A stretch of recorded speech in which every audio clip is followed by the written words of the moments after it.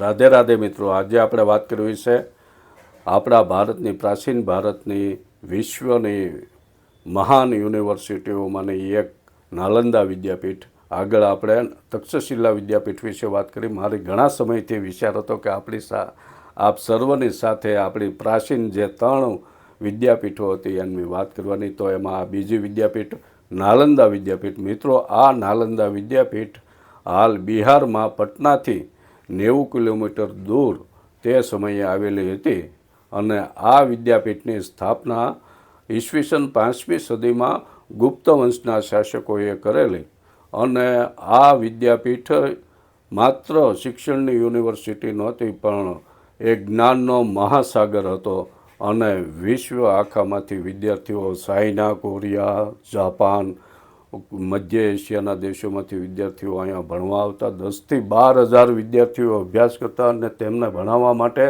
2000થી 2500 પ્રાધ્યાપકો તે સમયે ત્યાં તેમને ભણાવતા. અને મિત્રો, ખાસ તો આ વિદ્યાપીઠમાં જે પુસ્તકાલય હતું એ પુસ્તકાલય 3 મોટી મોટી ઇમારતોમાં પુસ્તકાલય હતું. એમાં પુસ્તકો રાખવામાં આવતા અને એમનું નામ ધર્મગંજ હતું. આ ધર્મગંજનો અર્થ થાય છે જ્ઞાનનો પર્વત, જ્ઞાનનો પહાડ. આવું વિશાળ પુસ્તકાલય અને એમાં આપણે હિન્દુ ધર્મ, બૌદ્ધ ધર્મ, જૈન ધર્મના બધા જ પુસ્તકો રાખવામાં આવતા. વિશાળ પુસ્તકાલય હતું.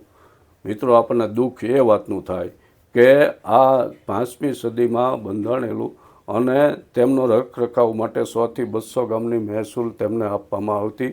પણ જ્યારે 1193માં તુર્કી આક્રમણખોર બખ્તિયાર ખિલજી ભારત ઉપર આક્રમણ કર્યું અને ભારતની જે જહાજલાલી હતી એ જોઈને એનાથી રહેવાયું નહીં અને એને એમ થયું કે આ ભારતની જહાજલાલી, આ પુસ્તકો જે લાઇબ્રેરી એમાં જ્ઞાન છે એ જ્ઞાનના હિસાબે આ ભારત એટલું સર્વોચ્ચ છે આ દુનિયા આખીમાં.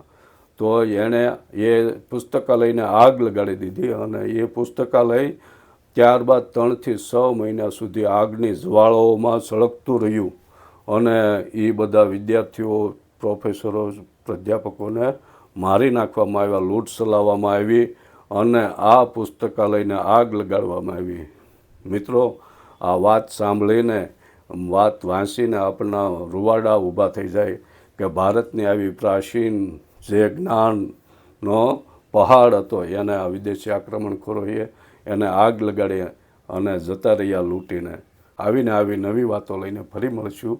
રાધે રાધે.